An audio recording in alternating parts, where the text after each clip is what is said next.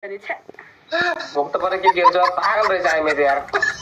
guys यार के हो के यस्तो यार एक गेम पनि नजिताउने कसैले के टाटी हो त हे प्रभु ये क्या हुआ म जिम जान थालेको छ के बाजे जिम जान्छ भने म डेली अनि भोक त परे के गर्छ के भने त्यस्तो भोक परेर मान्छेले के गर्छ नि यार जिन्दगी बोल्दा बोल्दा आफ्नो बोलीमा आफ्नो चिप्लिन्छ लास्ट बंगालीले पछि पछाडेर भस्काउँछ भन्छौ कहिले भने त्यस्तो तिमीले हिजो भनेको हैन त्यही कुरामा तिमी आफ्नो बाजे तिमीले जतिखेर पनि मैले साथीहरु अनुहार लुकाए उहाँहरुले के बोल्नुभयो तपाई रेकर्ड गरेर मेरो अनुहार चाहिँ यतिसम्म त म सुन्न सक्दिन कसम हो हिजो यस्तो भने पाकिस्तानीहरुले पछाडीबाट धेरै हान्छ भनेको के लाइक गिफ्टहरु फ्रन्टमा खेल्दैन ब्याकमा खेल्छ भन्न खोजेको के मेरो बोली प्यारी समझ गई यहाँ बोला रहेछ यार देख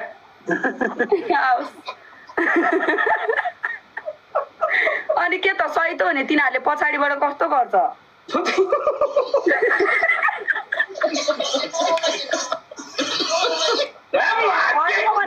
यसरीका नराम्रो होइन भने यसरीका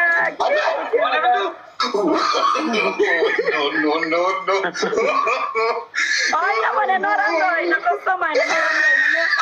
पछाडिबाट कुरा गर्छ गिफ्टिङ गर्छ भनेको के तिमी आफ्नो बोलीमा आफ्नो हैन यस्तो हो खास गरी वादाले भन्न खोजेको चाहिँ पछि से मार्छ भनेको मतलब चाहिँ गिफ्टिङ हान्दाखेरि स्नाइप तिनीहरुसँग त्यो यो गल्फ कन्ट्रीकोसँग तपाईले मिडल इस्टसँग गेम खेल्नु भयो भने जहिले पनि उनीहरुले बुस्टिङ लाउने भनेको 10 सेकेन्ड बाँकी हुँदा 10 सेकेन्ड बाँकी हुँदाखेरि हामी चाहिँ 30 सेकेन्ड देखि लाउँछौं 25 पल्ट लाउँछौं उनीहरु चाहिँ 10 सेकेन्ड बाँकी हुँदाखेरि ट्याक्क बुस्टिङ लाउँछ लास्टमा थाहा नै नपाइकन हान्छ हो त्यही भनेको अनि मैले खतरा हान्छ के खतरै हान्छ के अनि म त्यही हो र अनि म भनेको मैले धेरै चोटि खेलेको छु तिम्रो त सोचै त्यही जाने भने सोचै त्यही जाने एनीवे धेरै खुसी लाग्यो हुन्छ भाइ हुन्छ है त अदा खेल्ने कि नखेल्ने म त आज सल बानेर सल कसेर आएको छु ल यहाँनिर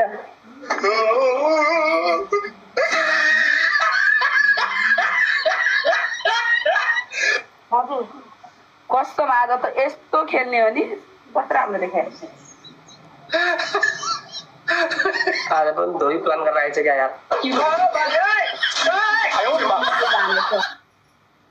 अमितजीसँग खेल्दाखेरि किङले हान्नुहुन्न मसँग खेल्दा धोबी हान्नुहुन्छ अनि के छ यिनीहरूको प्लान यार यिनीले मलाई दिनदिनै सुत्ने बेला कट्टु चेन्ज गरेर सुत्ने बाध्य बनाउने भयो यार तर पनि गाइस मेरो पनि लगभग 8000 मान्छे हुन्छ डराउँछ हामी के हो भन ल आऊ जिम गरेर हेर पाखुरा कत्रो भएको छ पाखुरा अरु अरु पनि बढाऊ अरु के बढाउने अरु ठीक छ यही बढाउने हो तिमीलाई कुट्नलाई भोलिपछि first punishment propose second punishment बाहिर गर उंगली यो उंगली छ नि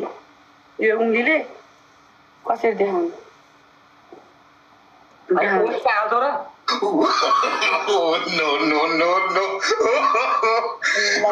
आज जाने छु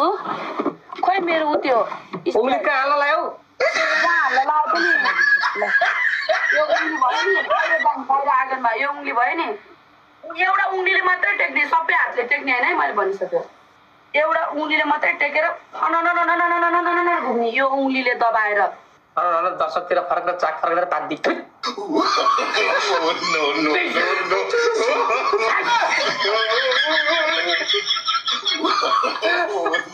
पुरै हातले टेक्न पाउँदैन है एउटा उंगली मात्रै पुरै हातले टेक्यो भने फेरि दोहोर्याएर गर्ने हो त्यसले के हो तेस्रो पनिशमेन्ट फिजिकल एउटै सेम दिन हुँदैन एउटै फिजिकल तेस्रो पनिशमेन्ट धोबी प्लान छ उता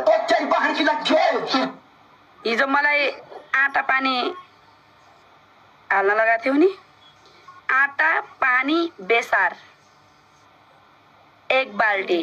लुगामाथिबाट ड्याङ खनाउने बाहिर गएर तिम्रो भन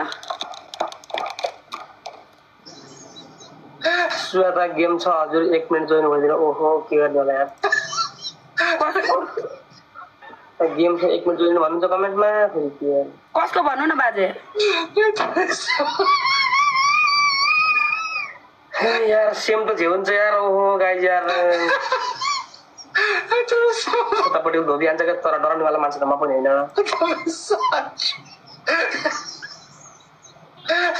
पहिलो पनि सुन पर्पज हुन्न ल पहिलो पनि सुन टाउको तल खुट्टा माथि गर्ने टाउको तल खुट्टा माथि गर्नु नि दुईटा चाहिँ सेम हुन्छ लु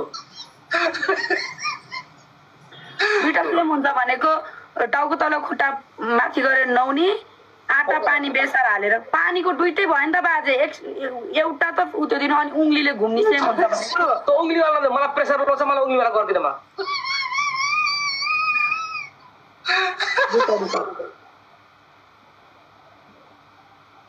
जिब्रोमा 1 चम्चा रातो खुर्सानी राखेर बाहिर गएर डग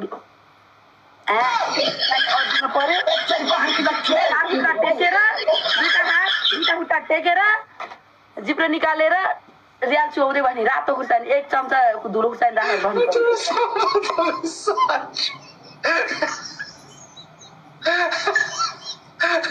ल त्यसो भए पहिलो पनिसमेन्ट तिमी पनि